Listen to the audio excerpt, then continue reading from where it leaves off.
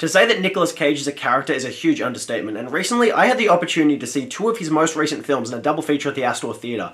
I was not at all expecting that both of his films would wind up meeting all the criteria to be delightfully devilish films, but stranger things have happened, so today I'm going to be tackling the first one. Ho ho ho ho! Delightfully devilish, Seymour.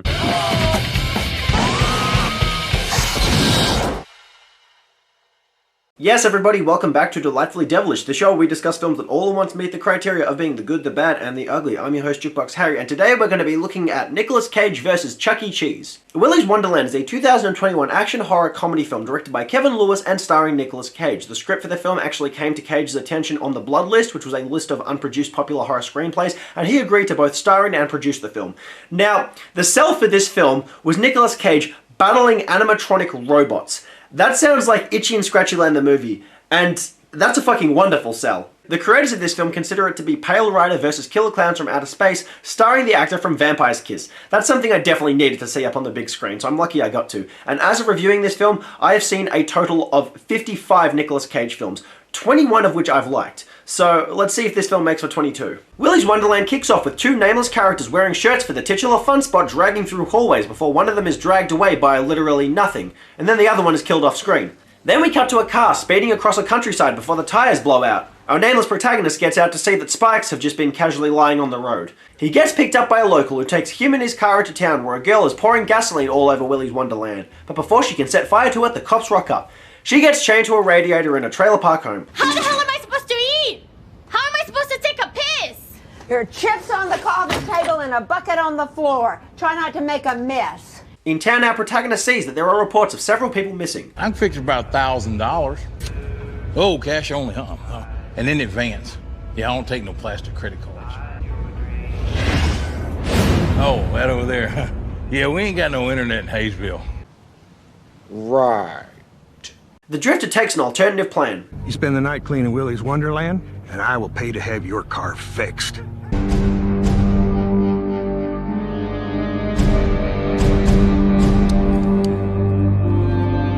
Willy's Wonderland is a once thriving Chuck E. Cheese-style family restaurant with animatronic singing animals, which Cage is tasked with cleaning up by dawn. But something isn't right about this place. Help yourself to whatever you can find in the kitchen. It's on the house. This place looks derelict and filthy like it hasn't been maintained, so why would anyone be keeping food in the kitchen? And be sure to take breaks. Always good to pace yourself. Cage is locked in there overnight, because that's not the slightest bit suspicious. A group of teenagers come to free the pyromaniac girl, and one thing bothering me about this scene is the excess of exposure. The lighting in this scene is incredibly distracting. Oh, well, let's roll out. I want to see that bitch burn. Yeah, burn, baby, burn. I have never in my life heard the words "burn baby burn" said with less passion or charisma. It's almost impressive. This isn't for your entertainment, okay? I wonder if I can apply that line to this film, but we're only 15 minutes in, it's too soon to judge. If we're doing this, we're gonna do this as a mission, not a field trip. You know, it's a good thing Nicolas Cage hasn't said a single word in this film so far, because it really seems like dialogue is not the strong suit in Willy's Wonderland. Cage starts cleaning Willy's Wonderland, and brace yourself, because a huge portion of the footage in this film is actually just him cleaning. It had me wondering if the producers actually convinced Nicolas Cage to shoot a movie at this location, then filmed him cleaning up the entire thing so they wouldn't have to. He also stores his energy drinks in the kitchen fridge where there is visibly no food being stored. So that was a fucking lie. While mopping up the floor, one of the animals approaches him. I'm gonna feast on your face!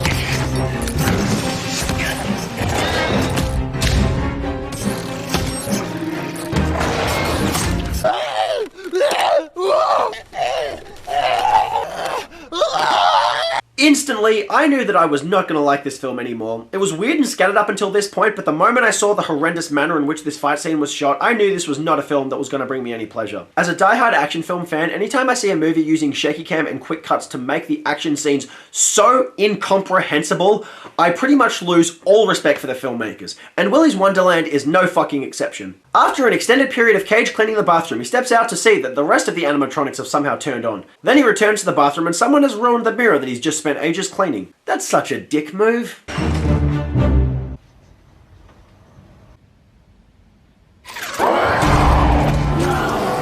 Gorilla greeting. Where was that gorilla hiding? He wouldn't have been able to hide above the stalls. Through another round of shaky cam, quick cuts, and just generally bad angles, we see Cage battle Cybermonk, whom he destroys with a fatal curb stomp.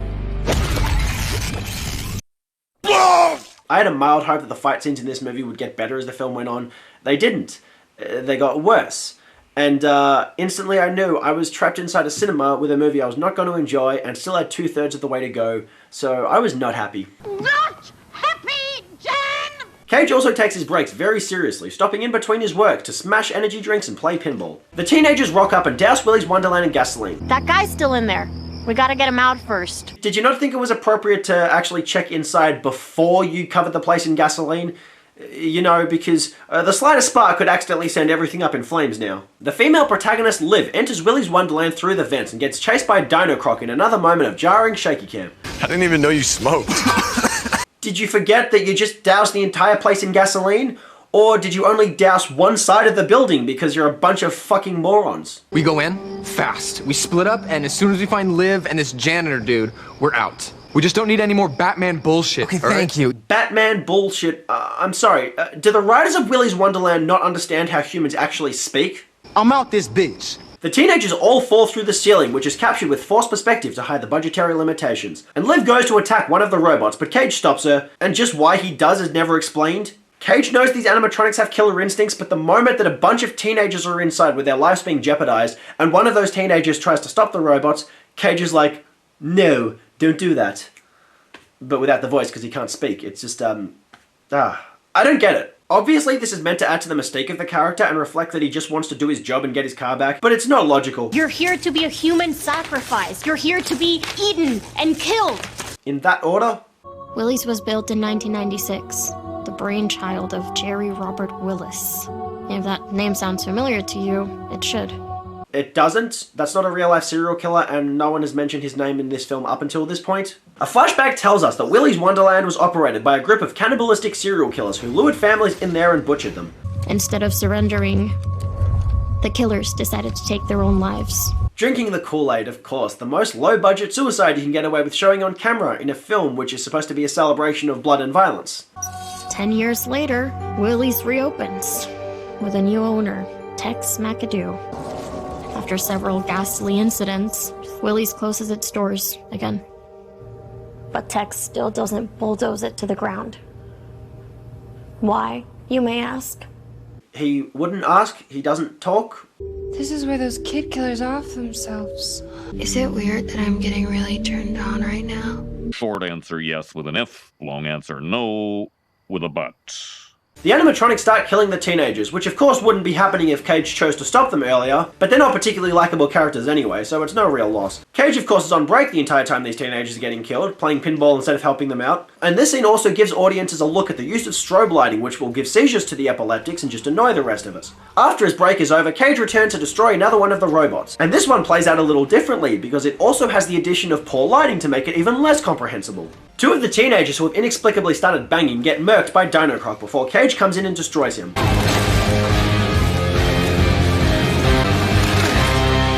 Stop shaking! Why are you shaking? I can tell you so much about the other side. I can answer all your questions. Yeah, when's lunch? Through another flashback, we learned that after closing Willy's Wonderland, the robots got out and started murdering locals, and apparently nobody was able to stop them. We could either go to war with the machines, come off like crazy people, probably lose a lot of good folk along the way, or... Even though Nicolas Cage managed to stop them just fine with a broken mop stick, we cut a deal. The town decided to feed the satanic animatronics at Willy's with people trying to pass through town by disabling their vehicles and convincing them to take up jobs at Willy's. But amid all the murders, apparently they chose not to kill one child. Sometimes, life throws you a zinger. Zinger! Well, this was the zinger of all zingers. I'm sorry, why did they let her live? And if you were intent on feeding them, why didn't you feed her to them as well, like you originally intended to? I mean, she grew up to be a pretty annoying character, so it would have been no big loss if she died. I couldn't live with losing that girl. But you could live with everyone else getting murdered. I guess there are exceptions to the rules. Also, if the police and the town were in on this scheme, then why were those missing persons posters up in that guy's garage? He was obviously in on it too. Why would he want to bring attention to something suspicious going on? A good question. For another time. Frogwoman kills one of the last teenagers and Cage comes to battle her, but then...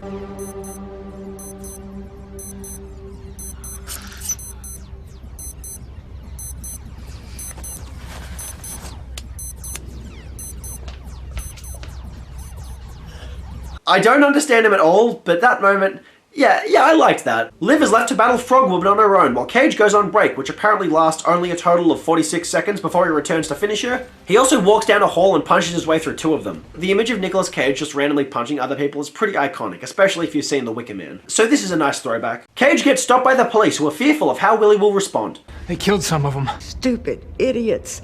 He'll just incite them more. So you were so threatened by the presence of these machines that you agreed to feed human lives to them just to keep them at bay, and then a guy comes along who is able to stop them with his own bare hands, and you want to pull a gun on him? You want to stop him? I mean, I know American police officers don't use much logic, but still. Well, cuff him!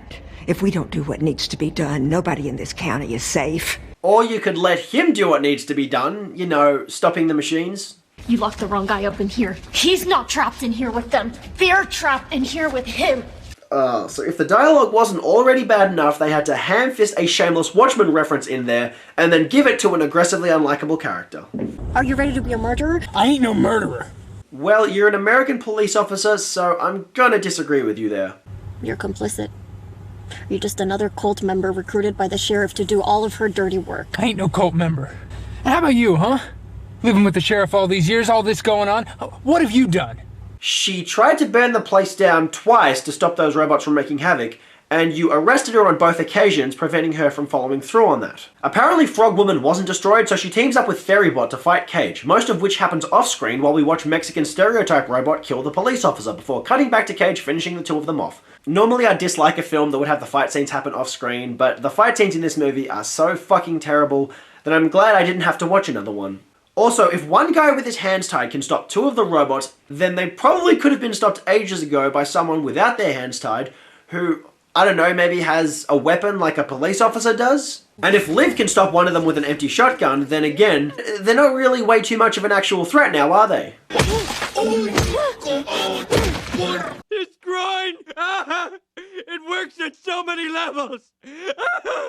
Cage goes back to cleaning, and it occurs to me that since this place was the site of so many grisly murders, why was there no evidence of blood and gore when he started working there? The entire place was filthy, so obviously no cleaning has gone on, but for the blood to completely disappear and the dirt to remain, that doesn't make sense. That does not make sense. Cage finishes cleaning the place, and if you look above the ball pit where the teenagers fell in, you can see the roof is just fine. It's not broken, as the film suggested. After taking one last break and doing a random pinball dance, which was entirely improvised by Nicolas Cage, he takes out the trash, and even though he has now defeated every single robot except for Willy, the cop just doesn't get it. Hold it right there, boy. Oh, for fuck's sake! We had a good thing. That's not strictly true, is it, Carrie? Look at me when I'm talking to you! Well, if you wanted him to look at you, why did you point a gun into his back and then make him march away? And now we got 5 dead kids because of you! Is that correct, Carrie? Willie needs to eat, and I'm gonna feed him. Hey, lady! When's lunch? We've just had morning tea. Willy rocks up and bisects her before battling Cage in the worst fight scene so far. On top of shaky cam, quick cuts, too much shadow and strobe lighting, we can now add tedious crossfades to the mix. The fight scenes in Willy's Wonderland actually get worse and worse as the film goes on. And that is truly abysmal filmmaking. Cage loads his remaining energy drinks into a sack and does the Arthur meme with both hands before the camera shakes every which way but loose as he destroys Willy in a truly unsatisfying climax. This is a rotten way to end it. Morning comes and he exits, taking his car and driving off with Liv before Ferrybot, who somehow survives, blows up the owner's car, and herself in the process. And despite that explosion going off right next to a building which was doused in gasoline, it doesn't go up in flames. Our heroes drive off into the overexposed sunlight before running over Mexibot as the credits roll. Is Willy's Wonderland a good film? No.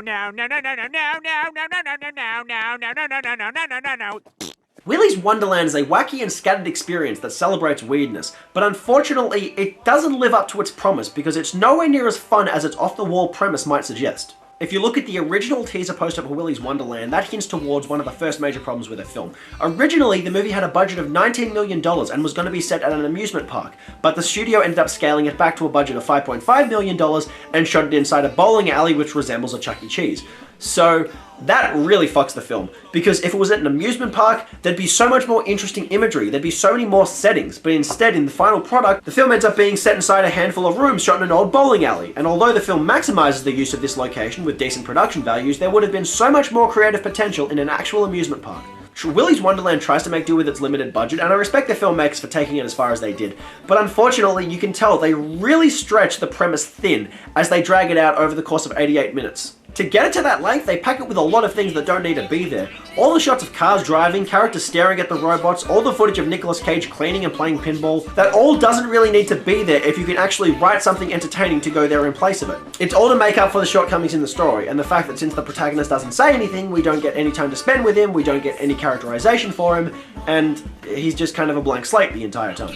The filmmakers also try to compensate by creating a tedious mythology behind the animatronics, thus allowing them to add annoying flashback scenes. Willy's Wonderland would have been a lot better if they just made it that the robots had been triggered by something like a lightning strike which had made them gone haywire. Instead, they went with a satanic premise, which seemed very much influenced by Child's Play. Now, naturally, that does make the film a whole lot more weird, because it turns them from animatronic robots into satanic animatronic robots. But it doesn't really amount to anything. It doesn't make things much funnier, the robots don't have satanic powers, and the whole premise of humans feeding passerbys to these robots is so full of plot holes that instead it actually works against the narrative. Willy's Wonderland is a movie with little story and very loose direction. It aims to be strange and comical in a number of ways, which naturally renders it a hit and miss affair. But if it has one unforgivable trait, it is the cinematography during the action scenes. I've said it before and I'll say it 100 times more because I can't say it enough. If you use excessive shaky cam in action scenes, you should not be allowed to make movies. I know that's a pretty aggressive statement, but I have seen action movies absolutely decimated by shaky cam and quick cuts way too many times. And as a die-hard fan of the genre, it absolutely disgusts me. It ruined the action in the 5th Die Hard, it ruined the action in the 5th Rambo, it ruined the action in Taken 2 and 3 and Mile 22 and so many other films, including Willy's Wonderland. It's just... no matter how much criticism or credit I can give to the other aspects of this film, it is unforgivable how awful those action scenes are shot. So, to Director of Photography David Newbart, please retire, please never shoot another film, because the fact that you think this is an acceptable way to shoot an action scene, fuck you. Fuck you. As for the casting of Nicolas Cage, I have to say that I have really mixed feelings about him. He was drawn to Willy's Wonderland because his character never had any speaking lines and he had always wanted to give a silent horror performance. And objectively, there is nothing wrong with what he delivers. The way that he embodies the silent spaghetti western cowboy stereotype fused with a hyper-masculine 80s action hero is just wonderful. And all his little physical gestures and over-the-top dance moves are just wonderful. Watching this film, I completely forgot I was watching a Nicolas Cage film, and I do not mean that in a complimentary way. Nicolas Cage has a legacy for delivering highly over-the-top performances. Some critically acclaimed ones, such as in Vampire's Kiss and Matchstick Men, some critically panned ones, such as in Deadfall and The Wicker Man, and some in very off-kilter, left-of-center, really whack films such as Mandy and Color Out of Space. It's a period of acting I would call his gonzo phase, and as a result I expected a lot more from him in Willy's Wonderland. But the sad thing is that you could cast literally anybody in the role. They didn't cast Nicolas Cage because of his acting, they cast Nicolas Cage just because audiences want to see Nicolas Cage battle animatronic robots. And as much as we want to see that, I also want to see him being as over the top as the film itself, and not just on a physical level. I gotta say, as much as his performance in this film was just fine, given the material, it's just, he was nowhere near as fun as he should have been, just like the film itself. As for the rest of the cast, there is nothing to boast about. The teenagers are generic cardboard cutouts as you would expect from a slasher film, but due to the film's self-awareness, their sheer stupidity comes off a whole lot louder. Like in Freddy vs. Jason, the unlikable qualities of the generic teenage characters are magnified so much that they become aggressively loud, to the point where there's no sympathizing for any of them. Particularly Liv, who has crummy dialogue delivered in such a pretentiously one-note manner by Emily Toster. We're meant to sympathize for her, but that's just not gonna happen. And as for the rest of the non-teenage characters, I just couldn't care less. As a final note, there is actually talk of making a sequel to Willy's Wonderland, and I don't see how, because all the animatronic robots have been stopped. So if you're gonna make an anthology film about Nicolas Cage's character, then sure. Just definitely do not make it with the people who made this film, because I never want to go through the visual experience of Willy's Wonderland ever again in my life. Willy's Wonderland gets 2 killer robots out of 10. It has a committed silent performance from Nicolas Cage and some solid production values despite its small budget. But unfortunately the premise is stretched too thin, the script is full of shoddy dialogue and plot holes, and the action scenes are so unforgivable that it makes me aggressively dislike a movie that should have been a whole lot more fun. And that does it for today's episode of Delightfully Devilish, you guys. If there are any movies you want to see me discuss on this show, please leave them in the comment section below. If you want to see more episodes of this show, please hit that subscribe button. Otherwise, until next time, I have been your host, Jukebox Harry. Peace. 6 little chickens at the end